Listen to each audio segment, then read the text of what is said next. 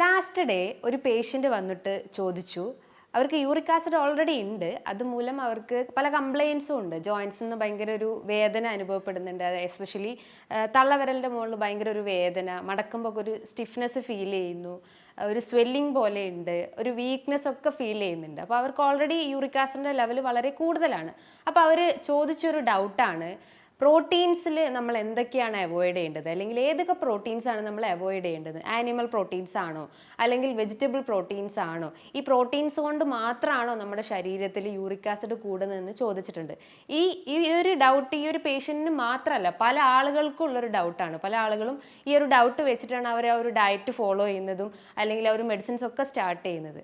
Hi, ഞാൻ doctor Juhi Das, QNB health കെയറിലെ homeopathic ഫിസിഷ്യനാണ്.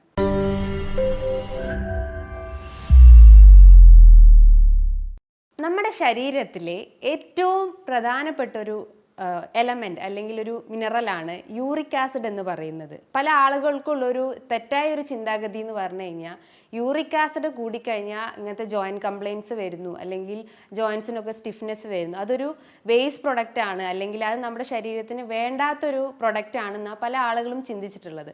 പക്ഷേ നമ്മുടെ ശരീരത്തിന് ആവശ്യമായിട്ടുള്ള ഒന്നാണ് ഈ യൂറിക് ആസിഡ്. പക്ഷേ എന്തിൻ്റെയും അളവ് നമ്മുടെ ശരീരത്തിൽ കൂടുമ്പോഴാണ് അത് നമ്മുടെ ശരീരത്തിൽ നെഗറ്റീവായിട്ടുള്ള ഒരു ഇമ്പാക്റ്റ് ക്രിയേറ്റ് ചെയ്യുന്നത്. അപ്പം യൂറിക് ആസിഡ് എന്ന് പറയുമ്പം അതിൻ്റെ ഒരു മെയിൻ ക്വാളിറ്റീസ് അല്ലെങ്കിൽ അതിൻ്റെ മെയിൻ ഫങ്ഷൻസ് എന്ന് പറയുമ്പം അതൊരു ഗ്രേറ്റ് ആൻറ്റി ഓക്സിഡൻസ് ആയിട്ട് വർക്ക് ചെയ്യുന്നു. ആൻറ്റി ഓക്സിഡൻസ് എന്ന് പറയുമ്പം നമ്മുടെ ശരീരത്തിലെ ഫ്രീ റാഡിക്കൽസിനെ കുറയ്ക്കാൻ സഹായിക്കുന്നു. അല്ലെങ്കിൽ എന്തെങ്കിലും നീർക്കെട്ട് പ്രശ്നങ്ങൾ ഉണ്ടെങ്കിൽ, അല്ലെങ്കിൽ ഇൻഫ്ലമേറ്ററി ചേഞ്ചസ് ഒക്കെ ഉണ്ടെങ്കിൽ അതിനെ കുറയ്ക്കാൻ സഹായിക്കുന്ന ഒന്നാണ് ഈ യൂറിക് ആസിഡ് എന്ന് പറയുന്നത്. അതോടൊപ്പം തന്നെ അതിൻ്റെ മറ്റൊരു ഫങ്ഷൻ അല്ലെങ്കിൽ അതിൻ്റെ മറ്റൊരു പ്രോപ്പർട്ടി എന്ന് പറയുമ്പം നമ്മുടെ ശരീരത്തിലെ പ്രതിരോധ കോശങ്ങളെ ഇമ്പ്രൂവ് ചെയ്യുന്ന, അല്ലെങ്കിൽ നമ്മുടെ ഇമ്മ്യൂണിറ്റീനെ ഇമ്പ്രൂവ് ചെയ്യാൻ സഹായിക്കുന്ന ഒന്നാണ് ഈ യൂറിക് ആസിഡ് എന്ന് പറയുന്നത്. അങ്ങനെ പല രീതിയിലുള്ള ഫങ്ഷൻസ് നമ്മളെ ബോഡിയിൽ യൂറിക് ആസിഡ് ചെയ്യുന്നു. പക്ഷേ അതിൻ്റെ ഒരു ഫങ്ഷൻസ് അല്ലെങ്കിൽ അതിൻ്റെ ഒരു ലെവല് ഹൈ ആവുമ്പോഴാണ്, അല്ലെങ്കിൽ ആ ഒരു നോർമൽ റേഞ്ച് എന്ന് പറയുമ്പോൾ ഏകദേശം ഒരു 3.2 മുതൽ ഒരു 6.8 വരെയൊക്കെയാണ് ഇതിനൊരു നോർമൽ റേഞ്ച് എന്ന് പറയുന്നത്. അപ്പോൾ ആ ഒരു നോർമൽ വാല്യൂ നിന്ന് അതിൻ്റെ ആ ഒരു ലെവല് ഹൈ ലെവലിലേക്ക് പോകുമ്പോഴാണ് നമ്മുടെ ശരീരത്തിൽ പല രീതിയിലുള്ള പ്രശ്നങ്ങൾ ഉണ്ടാക്കുന്നത്. മെയിനായിട്ട് യൂറിക് ആസിഡ് ഉണ്ടാക്കുന്ന ഒരു ബുദ്ധിമുട്ട് എന്ന് പറയുമ്പോൾ മെയിൻലി നമ്മുടെ ജോയിൻസിന് എഫക്റ്റ് ചെയ്യുന്നു.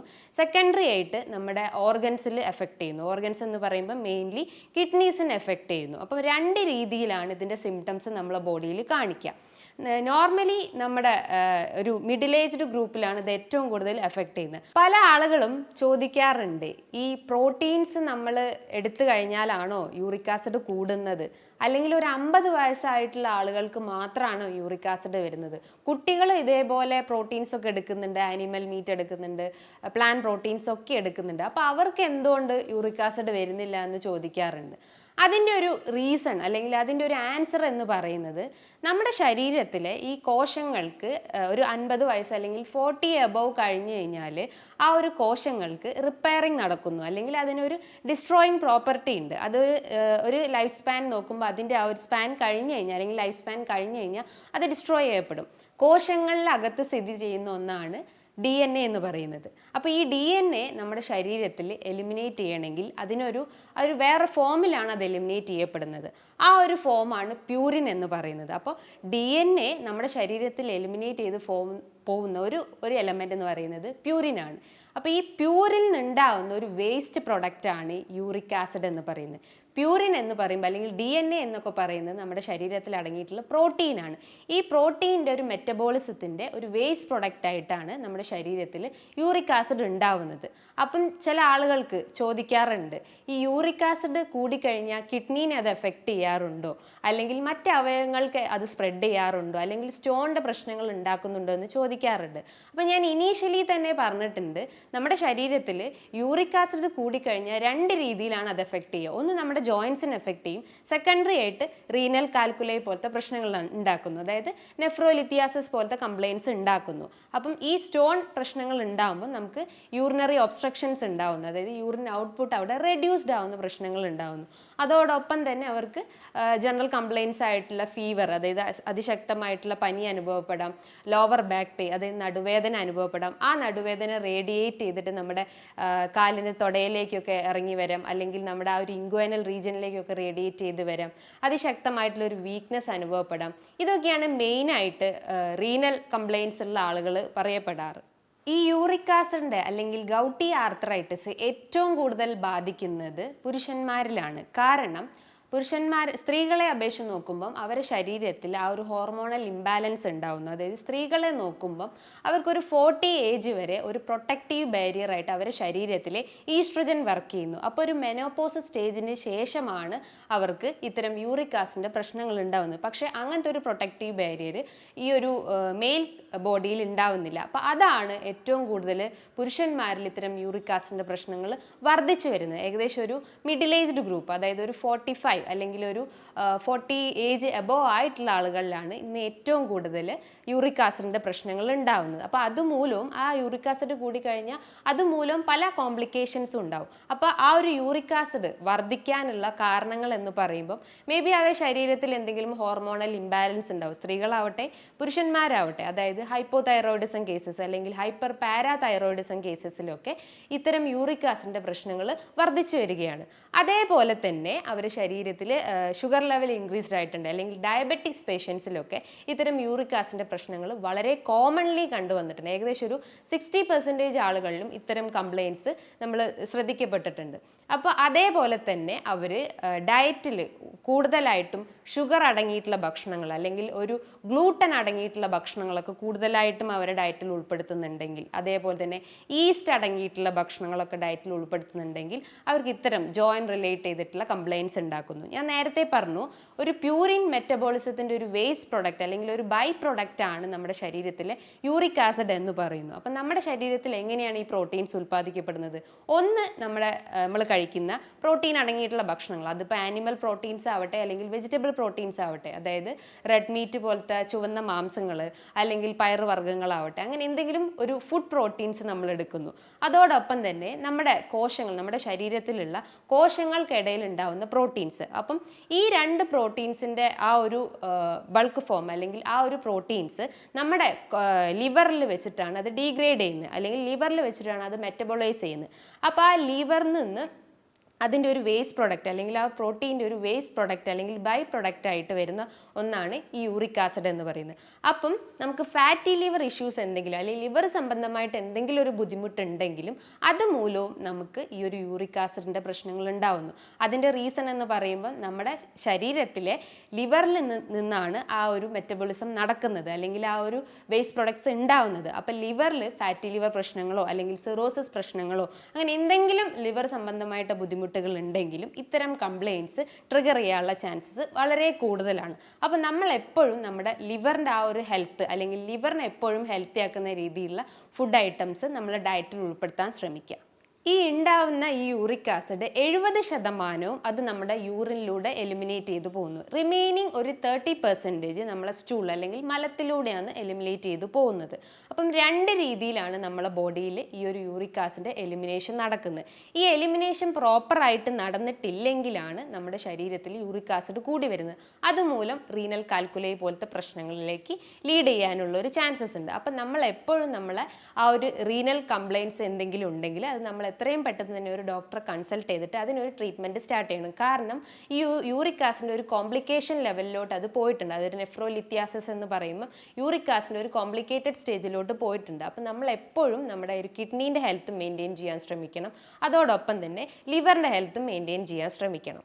മെയിൻലി ഈ യൂറിക് ആസിഡ് കൂടിക്കഴിഞ്ഞാൽ പല രീതിയിലുള്ള സിംറ്റംസ് കാണിക്കപ്പെടും. മെയിൻലി അത് ജോയിൻറ്റ് കംപ്ലയിൻസ് ആണ് ഉണ്ടാക്കുന്നത്. ജോയിൻറ്റ് കംപ്ലയിൻസ് എന്ന് നോക്കുമ്പോൾ നമ്മുടെ കാലിൻ്റെ തള്ളവെല്ലൊക്കെ ഭയങ്കര വീക്കായിട്ടിരിക്കുന്നു, അല്ലെങ്കിൽ ഒരു സ്വെല്ലിംഗ് പോലത്തെ അനുഭവപ്പെടുന്നു, ഒരു റെഡ്നെസ് അപ്പിയറൻസ് ഉണ്ടാകുന്നു, അതിൽ ചുവന്ന് വീർത്തിരിക്കുന്ന ഒരവസ്ഥ വരുന്നു, അവർക്ക് ഭയങ്കര ഒരു കുത്തിപ്പറയ്ക്കുന്ന ഒരു വേദന വരുന്നു. അതോടൊപ്പം തന്നെ ബാക്ക് പെയിൻ അനുഭവപ്പെടുന്നു. ബാക്ക് പെയിൻ്റെ ഒരു റീസൺ എന്ന് പറഞ്ഞു കഴിഞ്ഞാൽ അവർക്ക് റീനൽ കാൽക്കുലൈൻ്റെ പ്രശ്നങ്ങൾ സ്റ്റാർട്ട് ചെയ്തിട്ടുണ്ടാവാം. അതോടൊപ്പം തന്നെ ആ ഒരു വേദന കാലുകളിലേക്കൊക്കെ ഇറങ്ങി വരുന്നു, അല്ലെങ്കിൽ ഇൻഗ്വൈനൽ റീജിയനിലേക്കൊക്കെ ആ ഒരു വേദന റേഡിയേറ്റ് ചെയ്ത് വരുന്നു, ഫീവർ ഉണ്ടാവുന്നു, ഒരു ചില്ലിനെസ് ഫീലിംഗ് ഉണ്ടാവുന്നു, ഒരു വീക്ക്നെസ് അനുഭവപ്പെടുന്നു, അതേപോലെ തന്നെ വെയിറ്റിൽ വേരിയേഷൻസ് കാണിക്കുന്നു. കാരണം വെയിറ്റിൽ എന്തെങ്കിലും ഒരു, അതായത് നമുക്ക് അമിത വണ്ണുള്ള ആളുകൾക്കും ഇത്തരം യൂറിക് ആസിഡിൻ്റെ പ്രശ്നങ്ങൾ വർദ്ധിച്ചു വരുന്നുണ്ട്. പല പഠന റിപ്പോർട്ടുകളും അതിൽ നിന്ന് പറയപ്പെട്ടിട്ടുണ്ട്. അപ്പം നമ്മുടെ വെയിറ്റിൽ എന്തെങ്കിലും വേരിയേഷൻസ് കാണിക്കുമ്പം നമ്മൾ ആ ഒരു യൂറിക് ആസിഡിൻ്റെ ഒരു ടെസ്റ്റ് അല്ലെങ്കിൽ സെറം യൂറിക് ആസിഡിൻ്റെ ലെവൽ നമ്മളൊന്ന് ചെക്ക് ചെയ്യുന്നത് ഏറ്റവും ഇമ്പോർട്ടൻ്റ് ആയിട്ടുള്ള ഒരു കാര്യമാണ്. ഞാൻ നേരത്തെ പറഞ്ഞു നമ്മുടെ യൂറിക് ആസിഡിൻ്റെ ആ ഒരു മെറ്റബോളിസം നടക്കുന്ന, അല്ലെങ്കിൽ യൂറിക് ആസിഡിൻ്റെ ഒരു വേസ്റ്റ് പ്രൊഡക്റ്റ് ഉണ്ടാവുന്ന ആ ഒരു ഏരിയ എന്ന് പറയുന്നത് ലിവറിൽ വെച്ചിട്ടാണ്. അപ്പം നമ്മൾ ബ്ലഡ് ടെസ്റ്റ് ചെയ്യുമ്പം വെറും സെറം യൂറിക് ആസിഡ് മാത്രം ചെയ്താൽ പോരാ, ഒരു ലിവർ ഫംഗ്ഷൻ ടെസ്റ്റും ചെയ്യണം. അതിൻ്റെ അകത്ത് SGOT SGPT വാല്യൂസും നോക്കണം. അതോടൊപ്പം തന്നെ നമുക്കൊരു ലിപ്പിഡ് പ്രൊഫൈൽ ടെസ്റ്റും ചെയ്യുന്നത് നല്ലതാണ്. അതിൻ്റെ അകത്ത് നമ്മുടെ കൊളസ്ട്രോൾ ലെവലിൽ എന്തെങ്കിലും പ്രശ്നങ്ങളുണ്ടോ, അല്ലെങ്കിൽ HDL കൊളസ്ട്രോൾ LDL കൊളസ്ട്രോളിലൊക്കെ എന്തെങ്കിലും വേരിയേഷൻസ് ഉണ്ടോ എന്നും അറിയാൻ പറ്റുന്നതാണ്. അതോടൊപ്പം തന്നെ നമുക്ക് കാലിൽ ആ ഒരു നീർക്കെട്ടൊക്കെ വർദ്ധിച്ചു വരികയാണെങ്കിൽ നമുക്കൊരു ജസ്റ്റ് ഒരു എക്സ്റേ എടുക്കാം. നമ്മുടെ ആ ഒരു തള്ളവിരലിൻ്റെ എക്സ്റേ ഒക്കെ എടുത്തു കഴിഞ്ഞാൽ എന്തെങ്കിലും ഒരു എക്സ്ട്രാ ഗ്രോത്ത് ഉണ്ടോ എന്നൊക്കെ അറിയാൻ പറ്റുന്നതാണ്. ഞാൻ നേരത്തെ പറഞ്ഞു നമ്മുടെ ശരീരത്തിൽ നിന്ന് 70% യൂറിക് ആസിഡ് എലിമിനേറ്റ് ചെയ്തു പോകുന്നത് യൂറിനിലൂടെയാണ്. യൂറിൻ്റെ ഒരു pH എന്ന് പറയുമ്പോൾ ഏകദേശം ഒരു ആൽക്കലൈൻ pH ആണ്. പക്ഷെ ഒരു അസിഡിക് നേച്ചർ ആകുമ്പോൾ അത് കൃത്യമായിട്ട് നമ്മുടെ ശരീരത്തിൽ നിന്ന് അല്ലെങ്കിൽ യൂറിനിലൂടെ അത് പുറന്തള്ളപ്പെടില്ല. അപ്പോൾ അസിഡിക് നേച്ചർ ആവാനുള്ള കാരണങ്ങൾ എന്ന് പറയുമ്പം നമുക്ക് കിഡ്നി റിലേറ്റ് ചെയ്തിട്ടുള്ള എന്തെങ്കിലും ബുദ്ധിമുട്ടുകൾ ഉണ്ടാവും. നെഫ്രോപ്പതി പോലത്തത്, അല്ലെങ്കിൽ നെഫ്രൈറ്റിസ് പോലത്തത്, അല്ലെങ്കിൽ നെഫ്രോട്ടിക് സിൻഡ്രോം പോലത്തെ എന്തെങ്കിലും ബുദ്ധിമുട്ടുകൾ, അല്ലെങ്കിൽ നമ്മൾ പ്രൊലോങ്ഡ് ആയിട്ട് എന്തെങ്കിലും ഫാസ്റ്റിംഗ് എടുക്കുന്നത്, അല്ലെങ്കിൽ സ്റ്റാർവേഷൻ അങ്ങനത്തെ എന്തെങ്കിലും ഒരു പാറ്റേൺ ഫോളോ ചെയ്യുന്നുണ്ടെങ്കിൽ, അതേപോലെ തന്നെ നമ്മുടെ ശരീരത്തിൽ ജലാംശത്തിൻ്റെ അളവ് കുറയുന്ന പ്രശ്നങ്ങളുണ്ടെങ്കിൽ, അതേപോലെ തന്നെ നമ്മൾ വൈറ്റമിൻ C അടങ്ങിയിട്ടുള്ള ഭക്ഷണങ്ങൾ ആ ഒരു അളവ് കുറയുകയാണെങ്കിലും നമ്മുടെ ആ ഒരു യൂറിൻ്റെ ആ ഒരു pH നേച്ചർ അത് കൂടുതലായിട്ടും അസിഡിക് ആവാനുള്ള ഒരു ചാൻസസ് ഉണ്ട്. അതുമൂലവും നമ്മുടെ ശരീരത്തിൽ യൂറിക് ആസിഡിൻ്റെ അളവ് റേസ് ചെയ്യാനുള്ള ഒരു ചാൻസസ് ഒരു 70% കൂടുതലാണ്. ഞാൻ നേരത്തെ തന്നെ ഒരു പേഷ്യൻ്റ് പറഞ്ഞിട്ടുള്ള ഒരു ഡൗട്ട് പറഞ്ഞിട്ടുണ്ടായിരുന്നു. അതായത് എല്ലാ പ്രോട്ടീൻസും നമ്മൾ അവോയ്ഡ് ചെയ്യണോ, അല്ലെങ്കിൽ ആനിമൽ പ്രോട്ടീൻസ് ആണോ നമ്മൾ അവോയ്ഡ് ചെയ്യേണ്ടത്, അല്ലെങ്കിൽ പ്ലാന്റ് പ്രോട്ടീൻസ് ആണോ നമ്മളെ ആ ഒരു യൂറിക് ആസിഡിൻ്റെ പ്രശ്നമുള്ള ആളുകളെ അവോയ്ഡ് ചെയ്യേണ്ടതെന്ന് ചോദിക്കാറുണ്ട്. അപ്പം നമ്മൾ അതിന് മുന്നേ ആയിട്ട് നമ്മൾ ആ ഒരു പ്യൂരിൻ അടങ്ങിയിട്ടുള്ള ഭക്ഷണങ്ങളെക്കുറിച്ചാണ് കൂടുതലായിട്ടും അറിയേണ്ടത്. വെറും യൂറിക് ആസിഡ് കൂട്ടുന്ന ഭക്ഷണങ്ങളല്ല. നമ്മൾ ശ്രദ്ധിക്കേണ്ട ഒരു കാര്യം എന്ന് പറഞ്ഞാൽ ഡയറ്റിൽ എപ്പോഴും പ്യൂരിൻ അടങ്ങിയിട്ടുള്ള, അല്ലെങ്കിൽ പ്യൂരിൻ്റെ കണ്ടൻറ്റ് കൂടുതലുള്ളതോ അല്ലെങ്കിൽ കുറവുള്ള ഭക്ഷണങ്ങളാണ് മെയിനായിട്ട് ഫോക്കസ് ചെയ്യേണ്ടത്. അപ്പോൾ അതിന് മുന്നേ ആയിട്ട് നമുക്ക് പ്യൂരിൻ അടങ്ങിയിട്ടുള്ള ആ ഒരു ഫുഡ് കണ്ടൻസിൻ്റെ കുറച്ച് ടൈപ്സ്, അല്ലെങ്കിൽ അതിൻ്റെ ഒരു തരം തിരിച്ചിട്ടുണ്ട്. ഏകദേശം ഒരു 100 മില്ലിഗ്രാമിനെക്കാട്ടും കൂടുതൽ, അല്ലെങ്കിൽ ആ ഒരു 100 mgനെക്കാട്ടും കൂടുതൽ പ്യൂരിൻ അടങ്ങിയിട്ടുള്ള ഭക്ഷണങ്ങൾ എന്ന് പറയുമ്പം നോൺ വെജ് ഐറ്റംസ് ആണ്. അതായത് ആനിമൽ പ്രോട്ടീൻസ്, റെഡ് മീറ്റ് എന്ന് പറയാം, ചുവന്ന മാംസങ്ങൾ, പോർക്ക്, ബീഫ്, മട്ടൻ പോലത്തെ ചുവന്ന മാംസങ്ങൾ അല്ലെങ്കിൽ നോൺ വെജ് ഐറ്റംസിലാണ് പ്യൂരിൻ്റെ ആ ഒരു അളവ് വളരെ കൂടുതലാണ്. ഏകദേശം ഒരു 100 മില്ലിഗ്രാം ആണ്. ഒരു 50 to 100 റേഞ്ചിൽ വരുന്ന ഒരു പ്യൂരിൻ അടങ്ങിയിട്ടുള്ള ഭക്ഷണങ്ങൾ എന്ന് പറയുമ്പോൾ പയറുവർഗ്ഗങ്ങളാണ്. അതായത് സോയാബീൻ പോലത്തത്, ധാന്യങ്ങൾ, അതേപോലെ തന്നെ ചെറിയ ചെറിയ പയറുവർഗ്ഗങ്ങളിലൊക്കെയാണ് ഒരു 50 മുതൽ 100 മില്ലിഗ്രാം പ്യൂരിൻ അടങ്ങിയിട്ടുള്ളത്. ഒരു 50 മില്ലിഗ്രാമിനെക്കാട്ടും താഴെ അല്ലെങ്കിൽ 50 മില്ലിഗ്രാമിനെക്കാട്ടും താഴെ എന്ന് പറയുമ്പം നമുക്ക് മത്സ്യങ്ങളാവട്ടെ, അല്ലെങ്കിൽ ചെറിയ ചെറിയ നട്ട്സ് ആവട്ടെ, ഇതിൻ്റെ അകത്തൊക്കെ 50 മില്ലിഗ്രാം മാത്രമേ പ്യൂരിൻ അടങ്ങിയിട്ടുള്ളൂ. അപ്പം നമ്മൾ ശ്രദ്ധിക്കേണ്ടത്, അല്ലെങ്കിൽ ഫോക്കസ് ചെയ്യേണ്ട ഭക്ഷണങ്ങൾ എന്ന് പറയുമ്പം നമുക്കൊരു 50 മുതൽ 100 മില്ലിഗ്രാം അടങ്ങിയിട്ടുള്ള പ്യൂരിൻ അടങ്ങിയിട്ടുള്ള ഭക്ഷണങ്ങൾ നമുക്ക് എടുക്കാം. അതേപോലെ തന്നെ ഒരു 50 മില്ലിഗ്രാം താഴെ പ്യൂരിൻ അടങ്ങിയിട്ടുള്ള ഭക്ഷണങ്ങൾ നമ്മളെ ഡയറ്റിൽ ഉൾപ്പെടുത്തുന്നത് നല്ലതാണ്. പക്ഷേ ഒരു 100 എബോവ് കടന്നിട്ടുള്ള ഒരു പ്യൂരിൻ അടങ്ങിയിട്ടുള്ള ഭക്ഷണങ്ങൾ നമ്മുടെ ഡയറ്റിൽ നിന്ന് പൂർണ്ണമായിട്ടും കട്ട് ചെയ്യണം. അതായത് ആനിമൽ പ്രോട്ടീൻസ് ആയിട്ടുള്ള റെഡ് മീറ്റ്, അതായത് ചുവന്ന മാംസങ്ങൾ നമ്മുടെ ഡയറ്റിൽ പൂർണ്ണമായിട്ടും ഒഴിവാക്കേണ്ടതാണ്. ഇനി ഒരു അതർ മാനേജ്മെൻറ്റ് സൈഡ് എന്ന് പറയുമ്പം നല്ല രീതിയിൽ നമ്മൾ ബോഡി ഹൈഡ്രേറ്റ് ചെയ്യാൻ ശ്രമിക്കുക. കാരണം ഒരു 50%ഉം നമ്മളെ ആ ഒരു 70%ഉം യൂറിക് ആസിഡ് നമ്മളെ ബോഡിയിൽ നിന്ന് എലിമിനേറ്റ് ചെയ്യുന്നത് യൂറിനേറ്റ് ചെയ്ത് പോകുന്നത്. ഇതിൻ്റെ ഒരു മാനേജ്മെൻറ്റ് സൈഡ് എന്ന് പറയുമ്പോൾ നമ്മൾ മെയിനായിട്ട് ശ്രദ്ധിക്കേണ്ട ഒരു കാര്യം എന്ന് പറഞ്ഞു കഴിഞ്ഞാൽ നമ്മളെ വാട്ടർ ഇൻടേക്ക് ഇൻക്രീസ് ചെയ്യുക. ഏകദേശം ഒരു 15 മുതൽ 20 ഗ്ലാസ് വെള്ളം ഡെയിലി നമ്മൾ കുടിക്കാൻ ശ്രമിക്കുക. അതേപോലെ തന്നെ നമ്മൾ ഒഴിവാക്കേണ്ട ഒരു ഫുഡ് ഐറ്റംസ് എന്ന് പറഞ്ഞാൽ ഈസ്റ്റ് അടങ്ങിയിട്ടുള്ള ഭക്ഷണങ്ങൾ പൂർണ്ണമായിട്ടും ഒഴിവാക്കാൻ ശ്രമിക്കുക. കാരണം ഈസ്റ്റ് ഇതിനൊരു ട്രിഗറിങ് ഫാക്ടറായിട്ട് വർക്ക് ചെയ്യുന്നു, അല്ലെങ്കിൽ നമ്മുടെ ശരീരത്തിലെ ആ ഒരു പ്രോട്ടീൻ മെറ്റബോളിസത്തിനെ ഡിസ്റ്റേബ് ചെയ്യുന്ന ഒരു ഫാക്ടറാണ് ഈസ്റ്റ് അടങ്ങിയിട്ടുള്ള ഭക്ഷണങ്ങൾ. അതായത് ദോശമാവാവട്ടെ അല്ലെങ്കിൽ നമ്മൾ പുളിപ്പിച്ച എന്ത് ആഹാരങ്ങളാവട്ടെ അതിൻ്റെ അകത്തൊക്കെ കൂടുതലായിട്ടും ഈസ്റ്റ് അടങ്ങിയിട്ടുണ്ട്. അപ്പോൾ അത് നമ്മുടെ ഡയറ്റിൽ നിന്ന് പൂർണ്ണമായിട്ടും ഒഴിവാക്കാൻ ശ്രമിക്കുക. അതേപോലെ തന്നെ നമ്മൾ വൈറ്റമിൻ സി അടങ്ങിയിട്ടുള്ള ഭക്ഷണങ്ങൾ ഫോക്കസ് ചെയ്യാൻ ശ്രമിക്കുക. കാരണം വൈറ്റമിൻ സിൻ്റെ അളവ് കുറഞ്ഞു കഴിഞ്ഞാൽ നമ്മുടെ യൂറിൻ കൂടുതലായിട്ടും ആ ഒരു അസിഡിക് നേച്ചറിലേക്ക് പോകാനുള്ള ഒരു ചാൻസസ് ഉണ്ട്. അപ്പോൾ അതുമൂലം നമ്മുടെ ആ ഒരു റീനൽ കംപ്ലയിൻസ് അഗ്രവേറ്റ് ചെയ്യാനുള്ള ഒരു ചാൻസസ് ഉണ്ട്. അപ്പോൾ നമ്മൾ എപ്പോഴും വൈറ്റമിൻ സി അടങ്ങിയിട്ടുള്ള ഭക്ഷണങ്ങൾ ഫോക്കസ് ചെയ്യാൻ ശ്രമിക്കുക. അതായത് ആംല, ബെറി ഐറ്റംസ്, അതേപോലെ തന്നെ ഓറഞ്ച്, മൊസംബി പോലത്തെ ഇത്തരം ഫ്രൂട്ട്സും വെജിറ്റബിൾസും നമ്മൾ ഫോക്കസ് ചെയ്യാൻ ശ്രമിക്കുക. അതേപോലെ തന്നെ നമ്മൾ ഫൈബർ അടങ്ങിയിട്ടുള്ള ഭക്ഷണങ്ങൾ മെയിനായിട്ട് എടുക്കാൻ ശ്രമിക്കുക. അതേപോലെ നമുക്ക് ഡയറ്റിൽ ഉൾപ്പെടുത്തേണ്ട ഒരു കണ്ടന്റ് എന്ന് പറഞ്ഞു കഴിഞ്ഞാൽ നമുക്ക് പച്ച പപ്പായ ഡയറ്റിൽ ഉൾപ്പെടുത്തുന്നത് നല്ലതാണ്. ഇത് നമ്മുടെ ശരീരത്തിൽ എന്തെങ്കിലും ഇമ്മ്യൂണിറ്റി പ്രശ്നങ്ങളോ അല്ലെങ്കിൽ HBൻ്റെ അളവ് കുറവാണെങ്കിലോ അല്ലെങ്കിൽ പ്ലേറ്റ്ലെറ്റിൻ്റെ അളവൊക്കെ കുറവാണെങ്കിൽ അതിനെ ബൂസ്റ്റപ്പ് ചെയ്യാൻ ചെയ്യും. അതോടൊപ്പം തന്നെ നമ്മുടെ യൂറിക് ആസിഡിൻ്റെ പ്രശ്നങ്ങളുണ്ടെങ്കിൽ അത് നമുക്ക് പൂർണ്ണമായിട്ടും ഒഴിവാക്കാൻ പറ്റുന്നതാണ്.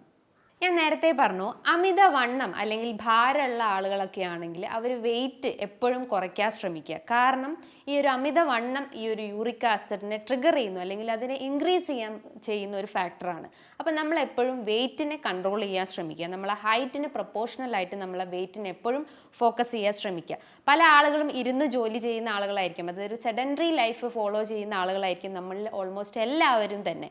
അപ്പം അവർക്ക് ആ ഒരു എനർജി കൺവേർഷൻ നടക്കുന്നില്ല. അവരുടെ ശരീരത്തിൽ കൃത്യമായിട്ട് ഒരു മെറ്റബോളിസം അല്ലെങ്കിൽ ഫാറ്റിൻ്റെയും പ്രോട്ടീൻ മെറ്റബോളിസം ഒന്നും കൃത്യമായിട്ട് നടക്കാതിരിക്കുന്നു. അപ്പോൾ അതുമൂലം അവർക്ക് ഫാറ്റി ലിവർ പ്രശ്നങ്ങൾ ഉണ്ടാവുന്നു.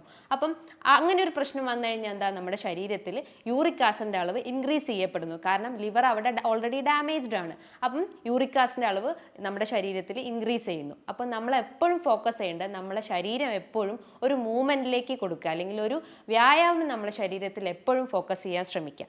അതേപോലെ തന്നെ നിങ്ങളുടെ ഡയറ്റിൽ ചെയ്യേണ്ട ഒരു ടിപ്പ് എന്ന് പറഞ്ഞു കഴിഞ്ഞാൽ ആപ്പിൾ സിഡർ വിനെഗർ നിങ്ങളുടെ ഡയറ്റിൽ യൂസ് ചെയ്യുന്നത് ഏറ്റവും ഇമ്പോർട്ടൻ്റ് ആയിട്ടുള്ള ഒരു കാര്യമാണ്.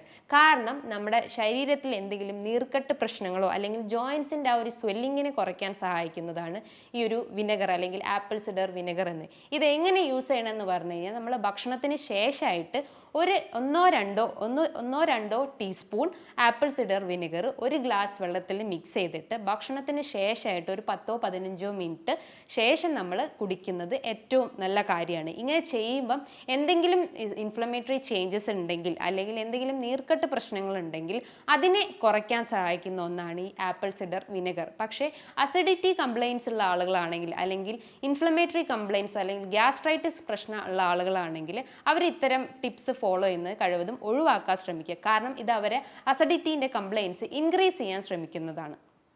അതേപോലെ തന്നെ അവരുടെ ഡയറ്റിൽ എപ്പോഴും ആൻറ്റി ഓക്സിഡൻസ് അടങ്ങിയിട്ടുള്ള ഭക്ഷണങ്ങൾ എടുക്കാൻ ശ്രമിക്കുക. കാരണം യൂറിക് ആസിഡ് എന്ന് പറഞ്ഞു കഴിഞ്ഞാൽ ഒരു ആൻറ്റി ഓക്സിഡൻറ്റ് പ്രോപ്പർട്ടിയാണ്. അപ്പോൾ ആ ഒരു പ്രോപ്പർട്ടി അവിടെ റെഡ്യൂസ്ഡ് ആവുന്നു, അല്ലെങ്കിൽ യൂറിക് ആസിഡിൻ്റെ അളവ് കൂടി കഴിയുമ്പോൾ ആ ഒരു പ്രോപ്പർട്ടി അവിടെ റെഡ്യൂസ്ഡ് ആയി പോകുന്നു. അപ്പോൾ നമ്മൾ എപ്പോഴും അതിന് എക്സ്റ്റേണലി ഒരു ആൻറ്റി ഓക്സിഡൻറ്റ് പ്രോപ്പർട്ടി അടങ്ങിയിട്ടുള്ള ഭക്ഷണങ്ങൾ ഫോക്കസ് ചെയ്യാൻ ശ്രമിക്കുക. അതെന്ന് പറയുമ്പോൾ നമുക്ക് ഡേറ്റ്സ് എടുക്കാം, അല്ലെങ്കിൽ നട്ട്സ് ഐറ്റംസ് എടുക്കാം, സീഡ്സ്, ആംല, ബെറീസ്, അതേപോലെ തന്നെ ഫ്രൂട്ട്സ്, വെജിറ്റബിൾസ്. ഇതിൻ്റെ അകത്തൊക്കെ ഒരുപാട് ആൻറ്റി ഓക്സിഡൻറ്റ് പ്രോപ്പർട്ടി ഉണ്ട്. അതുപോലെ തന്നെ കറുവാപ്പട്ട പോലത്തെ എന്തെങ്കിലും ഫ്ലേവറിങ് ഏജൻറ്റ്സ്, ഇതിൻ്റെ അകത്തൊക്കെ നല്ല രീതിയിൽ നമ്മുടെ ശരീരത്തിൽ ആ ഒരു ഫ്രീ റാഡിക്കൽസിനെ കുറയ്ക്കാൻ പറ്റുന്നതാണ്. അതേപോലെ തന്നെ നമ്മൾ omega-3 ഫാറ്റി ആസിഡ്സ്, അതായത് നട്ട്സിൽ അടങ്ങിയിട്ടുണ്ട്. അതേപോലെ തന്നെ ബദാം, വാൽനട്ട് പോലത്തെ ഇത്തരം ധാന്യങ്ങളിൽ അല്ലെങ്കിൽ ചെറുധാന്യങ്ങളിലോ അല്ലെങ്കിൽ സീഡ്സിലൊക്കെ അടങ്ങിയിട്ടുണ്ട്. അപ്പോൾ അത് നമ്മളെ ഡയറ്റിൽ ഫോക്കസ് ചെയ്യാൻ ശ്രമിക്കുക. ഞാൻ നേരത്തെ പറഞ്ഞു, ഒരു 50 മില്ലിഗ്രാം പ്രോട്ടീൻ അടങ്ങിയിട്ടുള്ള അല്ലെങ്കിൽ പ്യൂരിൻ അടങ്ങിയിട്ടുള്ള ഭക്ഷണങ്ങൾ നിങ്ങൾക്ക് എടുക്കുന്നതുകൊണ്ട് കുഴപ്പമില്ല. അതേപോലെ തന്നെ ഒരു 50 മുതൽ 100 മില്ലിഗ്രാം പ്യൂരിൻ അടങ്ങിയിട്ടുള്ള ഡയറ്റും നിങ്ങൾക്ക് ഫോക്കസ് ചെയ്യാൻ ശ്രമിക്കാം. 50 മില്ലിഗ്രാം അടങ്ങിയിട്ടുള്ള ഭക്ഷണങ്ങൾ എന്ന് പറയുമ്പോൾ പ്രോബയോട്ടിക്സ് ആണ് മെയിനായിട്ട്. തൈര്, മോര്, അതേപോലെ തന്നെ പാല്, പഴങ്കഞ്ഞി, ഇതിൻ്റെ അകത്തൊക്കെ നല്ല രീതിയിൽ അതായത് ഏകദേശം ഒരു 50 മില്ലിഗ്രാം പ്രോട്ടീൻ അടങ്ങിയിട്ടുണ്ട്. അതേപോലെ തന്നെ ഒരു 50 to 100 മില്ലിഗ്രാം അടങ്ങിയിട്ടുള്ള അല്ലെങ്കിൽ പ്രോട്ടീൻ അടങ്ങിയിട്ടുള്ള ഭക്ഷണങ്ങൾ എന്ന് പറയുമ്പം ചെറുധാന്യങ്ങൾ, പയറുവർഗ്ഗങ്ങൾ, അതേപോലെ തന്നെ മറ്റ് എന്തെങ്കിലും സോയ പ്രൊഡക്ട്സ് പോലത്തെ അത്തരം ഫുഡ് ഐറ്റംസിലൊക്കെ ഒരു 50 അല്ലെങ്കിൽ 100 മില്ലിഗ്രാം ഏകദേശം ഒരു പ്രോട്ടീൻ അടങ്ങിയിട്ടുണ്ട്. അപ്പം ഇത് ഞങ്ങളെ ഡയറ്റിൽ മെയിനായിട്ട് ഫോക്കസ് ചെയ്യാൻ ശ്രമിക്കുക. അപ്പോൾ നമ്മൾ എപ്പോഴും നമ്മൾ ആ ഒരു ഹെൽത്തി ലൈഫ് സ്റ്റൈൽ മെയിൻറ്റെയിൻ ചെയ്യുമ്പോൾ നമ്മുടെ ലിവറിൻ്റെ ഫംഗ്ഷൻ പ്രോപ്പർ ആണോ എന്ന് ചെക്ക് ചെയ്യുക. അതോടൊപ്പം തന്നെ നമ്മുടെ ആ ഒരു കിഡ്നി ഫംഗ്ഷൻ പ്രോപ്പർ ആണോ എന്ന് ചെക്ക് ചെയ്യുക. അതായത് LFT പോലത്തതും റീനൽ ഫംഗ്ഷൻ ടെസ്റ്റ് പോലത്തെ ടെസ്റ്റുകൾ നിങ്ങൾ ചെയ്ത് കഴിഞ്ഞാൽ എന്തെങ്കിലും വേരിയേഷൻസ് ഉണ്ടോ എന്നറിയാൻ പറ്റുന്നതാണ്. അപ്പം നമ്മളെ ഡയറ്റിൽ ഈ പറഞ്ഞിട്ടുള്ള കാര്യങ്ങൾ മെയിനായിട്ട് ഫോക്കസ് ചെയ്ത് കഴിഞ്ഞാൽ ഇത്തരം ജോയിൻറ്റ് റിലേറ്റ് ചെയ്തിട്ടുള്ള പ്രശ്നങ്ങൾ നിങ്ങൾക്ക് പൂർണ്ണമായിട്ടും ഒഴിവാക്കാവുന്നതാണ്. ഇതോടൊപ്പം തന്നെ ഒരു 30% നിങ്ങൾ മെഡിസിൻസും ഫോളോ ചെയ്യുന്നുണ്ടെങ്കിൽ ഇത്തരം പ്രശ്നങ്ങളെ നമുക്ക് ആ ഒരു പെർമനൻ്റ് ആയിട്ട് നമുക്ക് റെഡ്യൂസ് ചെയ്യുന്നതാണ്. ഇനി ഇതുമായി ബന്ധപ്പെട്ട് നിങ്ങൾക്ക് എന്തെങ്കിലും സംശയങ്ങൾ ഉണ്ടെങ്കിൽ താഴെ കാണുന്ന നമ്പറിൽ കോൺടാക്റ്റ് ചെയ്യാവുന്നതാണ്. നല്ലൊരു ഹെൽത്ത് ടോപ്പിക്കുമായി വീണ്ടും കാണാം. നന്ദി.